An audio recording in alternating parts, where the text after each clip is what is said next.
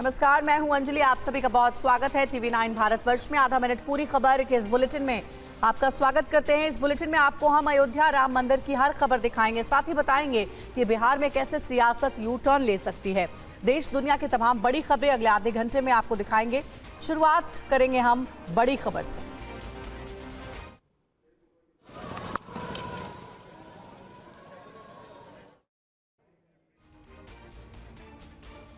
और बड़ी खबर ये कि अयोध्या में आज तीसरे दिन रामलला के दर्शन हो रहे हैं। आज भी सुबह से जुटे हैं हजारों श्रद्धालु। सुरक्षा और व्यवस्था संभालने के लिए भारी सुरक्षा बल की वहां पर तैनाती की गई है। कल 2 लाख लोगों ने किए थे रामलला के दर्शन। पहले दिन 3 करोड़ 18 लाख रुपए दान में मिले। और ये देखिए तस्वीरें आपको दिखा रहे हैं राम मंदिर के बाहर। देखिए कैसे भक्तों का तांता लगा हुआ है। ये श्रद्धालु है जो रामलला के दर्शन करने के लिए देश के अलग अलग जगहों से पहुंचे हैं, बल्कि विदेशों से भी कई श्रद्धालु पहुंचे हुए हैं। और आज देखिए कतारबद्ध सभी भक्त अपनी बारी का इंतजार कर रहे हैं ताकि रामलला के दर्शन हो सके। वहीं सुरक्षा बलों की भी तैनाती है। पुलिस प्रशासन, पैरामिलिट्री फोर्स लगातार जुटी हुई है ताकि किसी भी तरीके की कोई परेशानी राम भक्तों को ना हो। ये आपको सुबह की तस्वीर हम दिखा रहे हैं, ताज़ा तस्वीर है। देखिए ठंड जरूर है, लेकिन ठंड में राम भक्तों का उत्साह कम नहीं हो रहा है। इस कपकपाती सर्दी के बीच भी लाइन में खड़े होकर राम भक्त अपनी बारी का इंतजार कर रहे हैं ताकि रामलला के दर्शन हो सके। प्राण प्रतिष्ठा के बाद आज राम मंदिर का तीसरा दिन है। आज सुबह की आरती हुई है रामलला की। कुल 5 बार आरती होती है। और देखिए टीवी स्क्रीन पर आपको जानकारी भी दे रहे क्योंकि भीड़ बहुत ज्यादा श्रद्धालुओं की, इसीलिए जो बड़े राजनेता हैं, राज्यों के जो मुख्यमंत्री हैं, वो फिलहाल नहीं आ रहे हैं। उनका कार्यक्रम आगे के लिए तय किया गया है। जैसा आप देख रहे हैं तारीखों के साथ हम आपको बता रहे हैं कौन कब दर्शन के लिए पहुंचेंगे।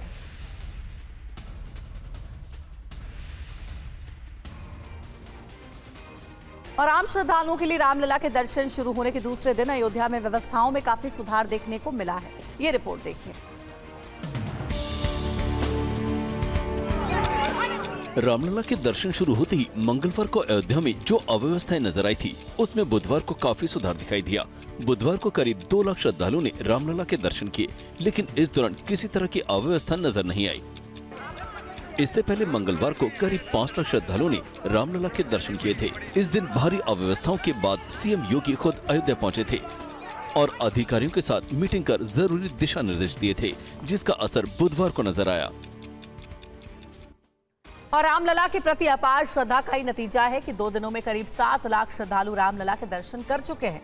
और इसका नजारा राम मंदिर में लगी दान पेटी खोलने पर भी नजर आया। अयोध्या में पहले 2 दिनों में रामलला के दर्शन के लिए उमड़ी भीड़ तो सभी ने देखी, लेकिन भगवान के प्रति भक्तों की श्रद्धा का असर राम मंदिर में लगी दान पेटियां खोलने पर भी नजर आया। बताया जा रहा है कि दोनों ही दिन राम मंदिर में लगी दान पेटियां ओवरफ्लो हो गई। जब दान पेटियों में रुपए जाने की जगह नहीं बची तो उन्हें खोला गया, जिसका वीडियो सामने आया है, जिसमें मंदिर समिति के लोग दान पेटियों को खाली कर रहे हैं। बताया जा रहा है कि मंगलवार को राम मंदिर में 3 करोड़ 17 लाख का चढ़ावा आया, तो वहीं दूसरे दिन के चढ़ावे की गिनती जारी है। सोने, चांदी और पैसों के दान के बाद अब रामलला के लिए एक तलवार दान की गई है। खास बात यह है कि यह तलवार 80 किलो की है। ये रिपोर्ट देखिए। रामलला के प्रति श्रद्धा का अंदाजा आप इसी बात से लगा सकते हैं कि सोना, चांदी, हीरे जवाहरात सब कुछ भक्त रामलला के लिए दान दे रहे हैं। इसी क्रम में कुछ भक्तों ने रामलला के लिए खास तलवार तैयार की है। ये तलवार काफी खास है। रघुवंश की शान भगवान श्री राम एक प्रतापी राजा भी थे, इसलिए कुछ भक्तों ने रामलला के लिए 80 किलो की तलवार तैयार की है। लोहे और अन्य धातुओं से बनी ये तलवार 7 फीट की है। इसे तैयार करने में इन कारीगरों को कई दिनों का समय लगा और अब इन्होंने इस तलवार को रामलला को समर्पित कर दिया है। और अयोध्या में इन दिनों थाईलैंड से आए कलाकार रामायण का मंचन कर रहे हैं, जिसे देखने हजारों की संख्या में लोग पहुंच रहे हैं। रामलला की प्राण प्रतिष्ठा के पहले से ही अयोध्या में कई तरह के धार्मिक और सांस्कृतिक आयोजन शुरू हो गए थे, जो प्राण प्रतिष्ठा के बाद भी जारी हैं। आयोजनों की श्रृंखला में इन दिनों अयोध्या में रामायण का मंचन किया जा रहा है। खास बात यह है कि रामायण का मंचन थाईलैंड से आए कलाकारों का ग्रुप कर रहा है।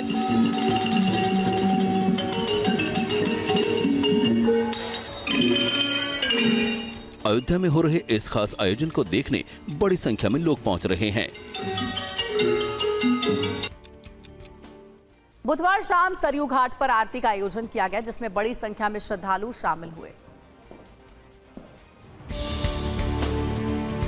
इन दिनों श्रद्धालुओं का तांता लगा हुआ है। हर दिन लाखों भक्त अयोध्या पहुंच रहे हैं। रामलला के दर्शन के साथ ही अयोध्या में श्रद्धालुओं के लिए अन्य व्यवस्था भी की गई है, जैसे सरयू घाट पर हर शाम संध्या आरती और लेजर शो का आयोजन। इन दिनों सरयू की संध्या आरती और लेजर शो देखने भी बड़ी संख्या में श्रद्धालु घाटों पर पहुंच रहे हैं। बुधवार को करीब 2 लाख लोगों ने रामलला के दर्शन किए। दर्शन के बाद हजारों श्रद्धालु सरयू आरती और लेजर शो देखने घाट पर पहुंचे। इस दौरान सरयू घाट पर पैर रखने की भी जगह नहीं थी। और रामलला की मूर्ति बनाने वाले मूर्तिकार अरुण योगीराज का बेंगलुरु पहुंचने का पर जोरदार स्वागत किया गया। सैकड़ों लोग योगीराज का स्वागत करने एयरपोर्ट पहुंचे। अयोध्या में राम मंदिर में स्थापित की गई रामलला की मनमोहक मूर्ति को तराशने वाले मूर्तिकार अरुण योगीराज बेंगलुरु पहुंचे। इस दौरान एयरपोर्ट पर उनका भव्य स्वागत किया गया। सैकड़ों लोगों ने एयरपोर्ट पहुंचकर फूल मालाओं से अरुण योगीराज का स्वागत किया। अपने स्वागत से अभिभूत अरुण योगीराज ने कहा कि इस प्यार के लिए मेरे पास शब्द नहीं है। ये भगवान राम का ही आशीर्वाद है कि उन्हें मूर्ति तराशने का मौका मिला और प्राण प्रतिष्ठा के लिए उनकी मूर्ति का चयन किया गया। अयोध्या यूपी ही नहीं बल्कि देश का सबसे बड़ा धार्मिक पर्यटक स्थल बनेगा और ये देश और यूपी के विकास का नया ग्रोथ इंजन बनेगा। ये हम नहीं, कई रिसर्च रिपोर्ट भी कह रही है। आपको दिखाते हैं 30 सेकंड में पूरी खबर।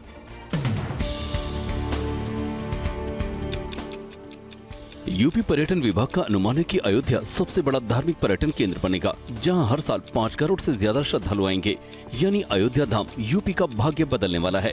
यही नहीं, ये देश के विकास का नया ग्रोथ इंजन साबित हो सकता है। हाल ही में सामने आई SBI रिसर्च की रिपोर्ट में दावा किया गया है कि राम मंदिर के खुलने से यूपी की अर्थव्यवस्था में 4 लाख करोड़ का अतिरिक्त योगदान होगा। 2024-25 में 25,000 करोड़ का टैक्स कलेक्शन हो सकता है, जिसमें अयोध्या का बड़ा योगदान होगा। और पीएम मोदी का आज बुलंदशहर दौरा। रैली को पीएम मोदी करेंगे संबोधित। 20,000 करोड़ की परियोजना की देंगे सौगात। तो प्रधानमंत्री आज होंगे बुलंदशहर में। बुलंदशहर का दौरा और इस दौरान वहां पर रैली को भी संबोधित करने का कार्यक्रम। साथ ही 20,000 करोड़ की परियोजनाओं की सौगात देंगे प्रधानमंत्री। पीएम मोदी आज यूपी के बुलंदशहर का दौरा करेंगे। यहाँ पीएम 19,000 करोड़ की परियोजनाओं की सौगात देंगे, जिसमें dedicated freight corridor, Kalyan Singh राजकीय medical college, Aligarh Kannauj 4 lane highway शामिल है। इस वक्त पीएम का बुलंदशहर दौरा इसलिए भी खास है क्योंकि 2014 में पीएम मोदी ने यहीं से अपने चुनावी अभियान की शुरुआत की थी। पीएम मोदी के दौरे की तैयारी को लेकर बुधवार को सीएम योगी बुलंदशहर पहुंचे। इस दौरान उन्होंने सभा स्थल का जायजा लिया और अधिकारियों को जरूरी दिशा निर्देश दिए। आज जयपुर में भारत और फ्रांस की दोस्ती की नई शानदार तस्वीर नजर आने वाली है। पीएम मोदी और फ्रांस के राष्ट्रपति इमैनुअल मैक्रों जयपुर में कुछ ऐतिहासिक जगहों का दौरा करेंगे। गणतंत्र दिवस कार्यक्रम के मुख्य अतिथि फ्रांस के राष्ट्रपति इमैनुअल मैक्रों आज जयपुर पहुंचेंगे। यहाँ वो कई ऐतिहासिक जगहों का दौरा करेंगे और पीएम मोदी के साथ मुलाकात भी करेंगे। दोपहर 2:30 बजे जयपुर पहुंचने के बाद मैक्रों सीधे आमिर फोर्ट और फिर जंतर मंतर जाएंगे। यहाँ पीएम मोदी उनका स्वागत करेंगे। इसके बाद पीएम मोदी और मैक्रों हवा महल का दौरा करेंगे और साथ में चाय पियेंगे। शाम को दोनों नेताओं के बीच मुलाकात होगी। इसके बाद दोनों दिल्ली के लिए रवाना हो जाएंगे। पीएम मोदी और मैक्रों के दौरे को लेकर कल रात तक राजस्थान के सीएम सभी तैयारियों का जायजा लेते नजर आए। और फर्स्ट टाइम वोटर से आज जब पीएम करेंगे बात, 50 लाख युवाओं से पीएम करेंगे संवाद। भारतीय जनता युवा मोर्चा ने आयोजित किया है ये कार्यक्रम।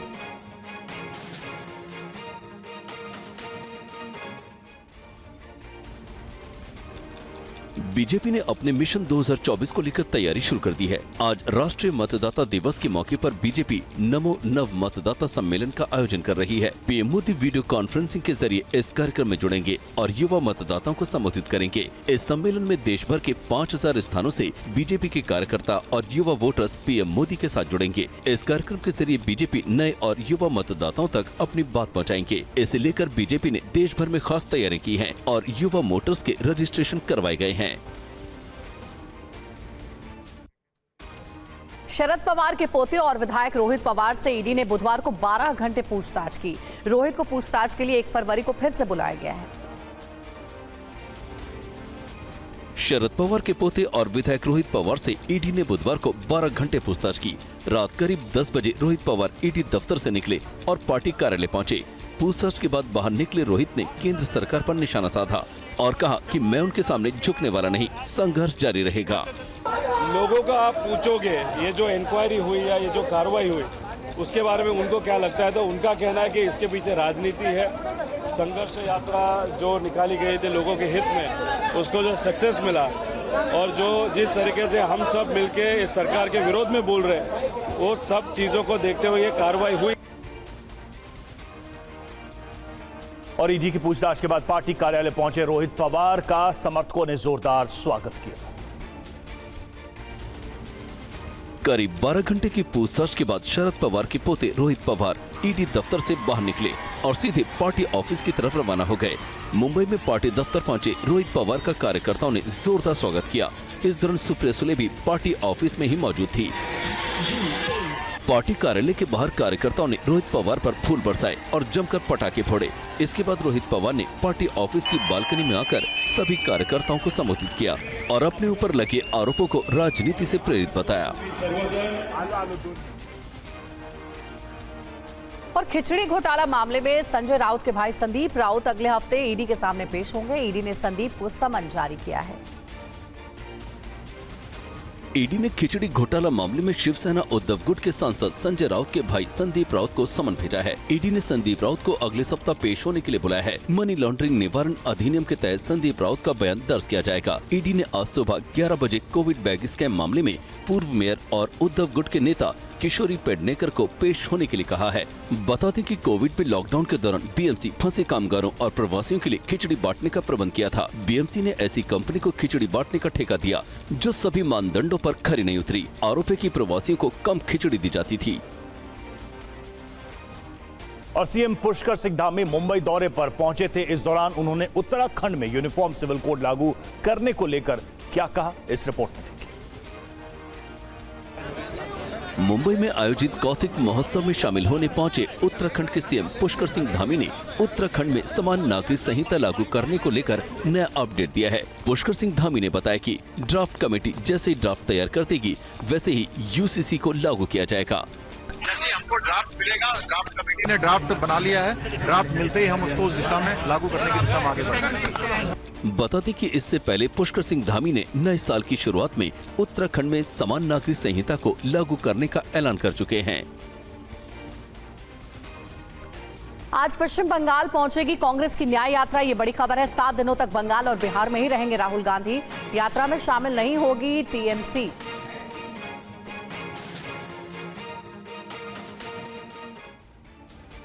आज राहुल गांधी की भारत जोड़ो न्याय यात्रा पश्चिम बंगाल पहुंच रही है। अगले 7 दिनों तक राहुल गांधी पश्चिम बंगाल और बिहार में रहेंगे। 29 जनवरी को बिहार पहुंचने से पहले कांग्रेस की ये यात्रा जलपाईगुड़ी, अलीपुरद्वार, उत्तर दिनाजपुर और दार्जिलिंग से होकर गुजरेगी। 31 जनवरी को कांग्रेस की ये यात्रा पश्चिम बंगाल में फिर एंटर करेगी और मुर्शिदाबाद से होकर गुजरेगी। मालदा और मुर्शिदाबाद दोनों ही कांग्रेस के गढ़ माने जाते हैं। पिछले दिनों सीट शेयरिंग को लेकर हुई खटास के बाद टीएमसी की तरफ से इस यात्रा में भाग लेने की कोई संभावना नहीं दिख रही है। और लोकसभा चुनाव के बाद राहुल गांधी गिरफ्तार होंगे, ये दावा असम के सीएम हेमंत बिस्वा शर्मा ने किया है। देखिए रिपोर्ट।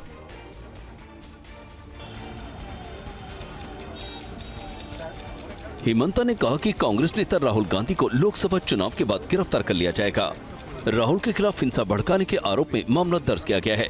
शिवसागर के नजीरा में एक कार्यक्रम में शामिल होने आए हेमंत ने कहा कि हमने प्राथमिकी दर्ज कर ली है। एक विशेष जांच दल मामले की तफ्तीश करेगा और राहुल गांधी को लोकसभा चुनाव के बाद गिरफ्तार कर लिया जाएगा। बता दें कि 2 दिन पहले कांग्रेस कार्यकर्ताओं ने गुवाहाटी बॉर्डर पर लगाए गए बैरिकेड्स तोड़ दिए थे। हेमंता ने सोशल मीडिया पर 2 वीडियो शेयर किए थे और राहुल पर भीड़ को उकसाने का सबूत बताया था।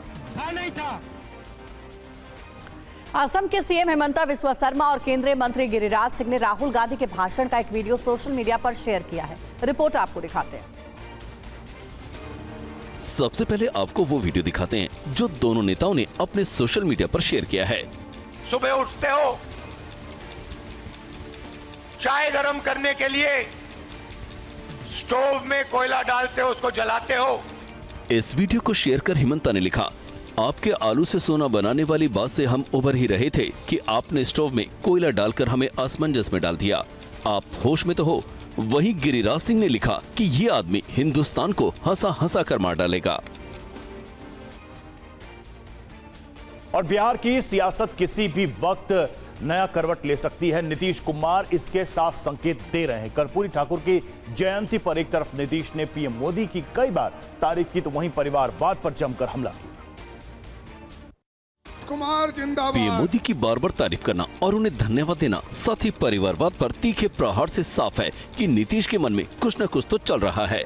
आज जननायक कर्पूरी ठाकुर जी अपने किसी परिवार को कुछ करते थे।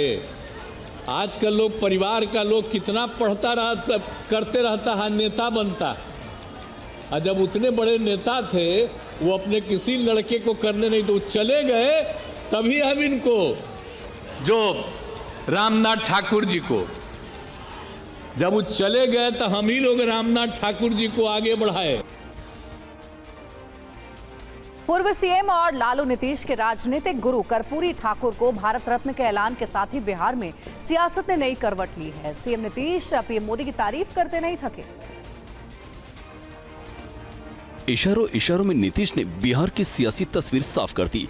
कर्पूरी ठाकुर को भारत रत्न के ऐलान से खुश नीतीश ने तो यहाँ तक कह दिया कि पीएम मोदी ने रामनाथ ठाकुर को फोन किया लेकिन मुझे फोन नहीं किया। रामनाथ ठाकुर जी को भी फोन कर दिए प्रधानमंत्री जी, तो हमको सब यही फोन किए, तो हमको तो खुशी है। हमको तो फोन नहीं किए हैं, लेकिन सब प्रेस के माध्यम से हम भी उनको बधाई दे देते हैं।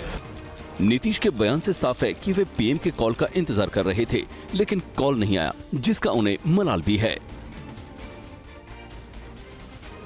तो एक तरफ नीतीश ने पीएम मोदी की जमकर तारीफ की, वहीं दूसरी तरफ केसी त्यागी ने भी कह दिया कि इंडिया गठबंधन की कार्यशैली को लेकर दुखी हूं। लगातार प्रयास करने के बाद भी कांग्रेस के प्रबंधन में चल रही इंडिया गठबंधन कोई तेजी नहीं ला रही। पटना में सफल आयोजन के बाद लगने लगा था कि भाजपा और एनडीए को इस बार कड़ा मुकाबला करना पड़ा। कांग्रेस नेताओं के हाथ में इसका मीटिंगों का प्रबंधन रहा और हमें अफसोस है कि लंबे अंतराल के बाद 3-3, 4-4 महीने बाद बैठक होती है। लिहाजा जिस तरह से सीटों के बंटवारे का, जॉइंट कैंपेन का, ये सब काम होने चाहिए थे, वो नहीं हो पाए। नॉर्थ ब्लॉक में हर साल की तरह इस बार भी हलवा सेरेमनी का आयोजन किया गया। इस दौरान वित्त मंत्री ने अधिकारियों और कर्मचारियों को अपने हाथों से हलवा बांटा। बजट तैयार करने की लॉकिंग प्रक्रिया शुरू होने से पहले हर साल की तरह इस साल भी नॉर्थ ब्लॉक में हलवा सेरेमनी का आयोजन किया गया। वित्त मंत्री निर्मला सीतारमण ने अधिकारियों और कर्मचारियों का हलवे से मुंह मीठा करवाया। 1 फरवरी को पेश होने वाले बजट को अंतिम रूप देने की प्रक्रिया शुरू हो गई है। इस प्रक्रिया में कर्मचारियों को घर जाने की अनुमति नहीं होती है। प्रक्रिया की शुरुआत में परंपरा के अनुसार हलवा सेरेमनी का आयोजन किया जाता है। और मुंबई के गोरेगांव इलाके में एक डीजल गोडाउन में आग से हड़कंप मच गया। फायर ब्रिगेड की टीम को आग को काबू करने में कड़ी मशक्कत करनी पड़ी। ये आग मुंबई के गोरेगांव में एक डीजल गोदाम में लगी थी। आग इतनी तेजी से फैली कि पास ही में मौजूद स्क्रैप गोदाम भी इसकी चपेट में आ गया। देखते देखते पूरे इलाके में अफरा तफरी का माहौल बन गया। घटना की सूचना मिलते ही फायर ब्रिगेड की 8 से ज्यादा गाड़ियां मौके पर पहुंची और कड़ी मशक्कत के बाद आग पर काबू पाया। गनीमत रही कि इस घटना में कोई घायल नहीं हुआ। हालांकि आग कैसे लगी इसकी जानकारी फिलहाल नहीं लग पाई है। पुलिस मामले की जांच में जुटी है। खबर मुंबई से। मुंबई के गोरेगांव इलाके में ही एक हाई राइज बिल्डिंग में भी भीषण आग लग गई। उसके बाद मौके पर अफरा तफरी मच गई। मुंबई के गोरेगांव इलाके में एक हाई राइज बिल्डिंग में भीषण आग लग गई। तस्वीरों में आप देख सकते हैं कि किस तरह आग की लपटें उठ रही हैं। बिल्डिंग के सबसे ऊपर वाली फ्लोर पर यह आग लगी है। बताया जा रहा है कि शाम करीब 6 बजे इमारत में आग लगी। घटना की जानकारी मिलते ही फायर ब्रिगेड और स्थानीय पुलिस मौके पर पहुंची। कड़ी मशक्कत के बाद आग पर काबू पाया गया। आग कैसे लगी इसके बारे में अब तक पता नहीं चल सका है। हालांकि इस घटना में किसी के हताहत होने या घायल होने की खबर नहीं है। वक्त रहते सबको सुरक्षित वहां से हटा लिया गया था। और पंजाब के भटिंडा में इन दिनों पुलिस एक मुर्गे की रखवाली कर रही है और इसका कारण जानकर आप हैरान हो जाए। मुर्गे को दाना खिला रहा ये पुलिसकर्मी भटिंडा के थाना सदर के चौकी इंचार्ज निर्मलजीत सिंह हैं और इन पर जिम्मेदारी है इस मुर्गे की रखवाली की, क्योंकि ये मुर्गा एक केस की प्रॉपर्टी है। दरअसल मुर्गों की लड़ाई के केस में पुलिस ने एक शख्स को गिरफ्तार किया था। उसके पास से पुलिस ने 11 ट्रॉफियां और एक मुर्गा बरामद किया था। इसलिए बरामद किए गए सामान को कोर्ट में पेश करने तक पुलिस को उसकी हिफाजत करनी होती है। इसलिए पुलिसकर्मी इस मुर्गे की खिदमत में लगे हुए हैं। गणतंत्र दिवस से 2 दिन पहले इंडियन नेवी ने स्वदेशी मिसाइल ब्रह्मोस के उन्नत वर्जन का सफल परीक्षण किया है। आपको दिखाते हैं रिपोर्ट। आत्मनिर्भर भारत की तरफ एक और कदम बढ़ाते हुए भारतीय नौसेना ने बुधवार को स्वदेशी बूस्टर के साथ ब्रह्मोस मिसाइल के एंटी-शिप वर्जन का सफलतापूर्वक परीक्षण किया। इंडियन नेवी की उन्नत सुपरसोनिक क्रूज मिसाइल ब्रह्मोस ने समुद्र से जमीन पर सटीक निशाने पर वार किया। इस ब्रह्मोस मिसाइल में नई टेक्नोलॉजी का इस्तेमाल किया गया है। सेना ने बताया कि इस परीक्षण का मकसद विस्तारित दूरी से सटीक प्रहार करके स्वदेशी क्षमताओं का मूल्यांकन करना था। मुंबई में आयोजित एक ट्रेड शो में महिलाओं के लिए इनर वेयर बनाने वाली कंपनी फ्लोरेट ने भी हिस्सा लिया। कंपनी ने यहां रिटेलर्स और लोगों के लिए शानदार डिस्प्ले लगाया। ट्रेड शो में फ्लोरेंट कंपनी को मिले रिस्पांस से मैनेजमेंट के लोग काफी खुश हैं। उनका कहना है कि यूथ को फोकस में रखकर उन्होंने अपने डिजाइन बनाए हैं, जिसे हर सेगमेंट के लोग काफी पसंद कर रहे हैं। हमारे ब्रांड का मोटिव है to provide a complete solution to a lingerie wardrobe. तो इसी तरीके से हम सारी चीज़ें कैटर कर रहे हैं। We are into a mid premium segment और हमारे पास हर एज ग्रुप के लिए कुछ ना कुछ एक उपलब्ध है, जिससे कि पूरी मार्केट को हम कैटर कर सकते हैं। दिल्ली एनसीआर में आज भी भीषण ठंड, कोहरे की चादर में लिपटा पूरा उत्तर भारत। सड़कों पर विजिबिलिटी 50 मीटर से कम। ये देखिए 2 तस्वीरें कैसे कोहरे की चादर में दिल्ली लिपटी हुई है और ठंड की वजह से, कोहरे की वजह से फ्लाइट्स पर असर पड़ता नजर आ रहा है।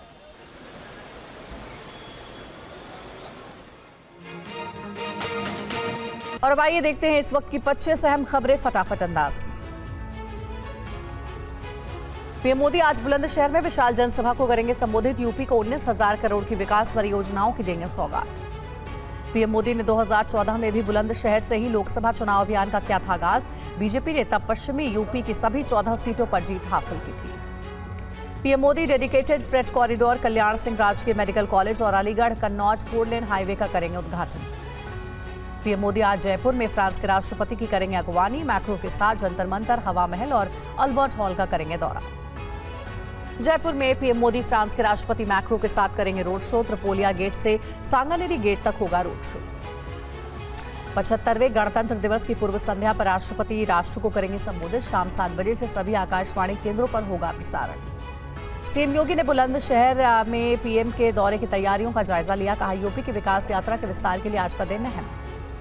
रामलला के दर्शन के लिए भक्तों की भारी भीड़। मंदिर के सामने लगी श्रद्धालुओं की लंबी कतारें। कल 2 लाख भक्तों ने किए थे रामलला के दर्शन। रामलला के दर्शन के लिए उमड़े जनसैलाब को देखते हुए बड़ा फैसला। अब हर रोज सुबह 6 बजे से रात 10 बजे तक रामलला के दर्शन कर सकेंगे भक्त। समान नागरिक संहिता को लेकर उत्तराखंड के सीएम का बड़ा बयान। कहा, कमेटी ने ड्राफ्ट तैयार किया, राज्य में जल्द लागू होगा यूनिफॉर्म सिविल कोड। आज असम से पश्चिम बंगाल में प्रवेश करेगी राहुल गांधी की भारत जोड़ो न्याय यात्रा। जलपाईगुड़ी, अलीपुरद्वार, दार्जिलिंग से गुजरेगी यात्रा। महाराष्ट्र खिचड़ी घोटाले में शिवसेना नेता संजय राउत के भाई संजीव राउत को ईडी का समन अगले हफ्ते बयान दर्ज करने के लिए बुलाया। मनी लॉन्ड्रिंग मामले में शरद पवार के पोते रोहित पवार से ईडी ने 12 घंटे तक पूछताछ की। 1 फरवरी को रोहित से फिर होगी पूछताछ। पश्चिम बंगाल में इंडिया गठबंधन को बड़ा झटका। ममता बनर्जी ने बंगाल की सभी सीटों पर अकेले चुनाव लड़ने का किया ऐलान। ममता बनर्जी ने कांग्रेस पर सीट शेयरिंग का प्रस्ताव ठुकराने का लगाया आरोप। कांग्रेस ने कहा, बिना टीएमसी गठबंधन की कल्पना नहीं। ममता के अकेले चुनाव लड़ने के ऐलान पर कांग्रेस नेता जयराम रमेश का बयान। कहा, इंडिया बंगाल में मिलकर लड़ेगा चुनाव, बीजेपी को हराना प्राथमिकता। ममता बनर्जी के अकेले चुनाव लड़ने के ऐलान पर जेडीयू का बयान। कहा, ममता बनर्जी का गठबंधन से बाहर जाना दुर्भाग्यपूर्ण। बंगाल के बाद पंजाब में भी इंडिया गठबंधन को लगा झटका। सीएम मान ने कांग्रेस के साथ गठबंधन से किया इनकार, कहा सभी सीटों पर अकेले लड़ेंगे चुनाव। दिल्ली में शराब विक्रेताओं से पैसे उगाही के आरोप में आईएएस अमरनाथ तलवड़े के खिलाफ केस दर्ज। एंटी करप्शन ब्रांच ने तलवड़े पर दर्ज किया केस। मरीजों के लिए दिल्ली एम्स का बड़ा फैसला। 31 मार्च से कैश के बजाय स्मार्ट कार्ड से होगा भुगतान। मरीजों को स्मार्ट कार्ड जारी करेगा एम्स। यूक्रेन का रूस पर विध्वंसक प्रहार। एफपीवी ड्रोन से रूसी BMP-2 को बनाया निशाना। हमले में रूसी BMP-2 तबाह। चीन के जिंग्यांशी शहर में आग लगने से 25 से ज्यादा लोगों की मौत, कई घायल। कड़ी मशक्कत के बाद दमकल ने आग पर काबू पाया। यरूशलेम में बंधकों की रिहाई को लेकर सैकड़ों लोगों का विरोध प्रदर्शन। इजरायली सरकार से बंधकों को जल्द छुड़ाने की मांग। अर्जेंटीना में राष्ट्रपति माइली के सुधारों के खिलाफ विरोध प्रदर्शन। सड़कों पर उतरे श्रमिक संघ के लोग माइली के आर्थिक सुधारों का किया विरोध। अमेरिका के मिसिसिपी में पानी का बड़ा संकट। बोतलों में पानी जमा कर रहे लोग। कई लोगों के पास खाना पकाने के लिए भी पानी नहीं।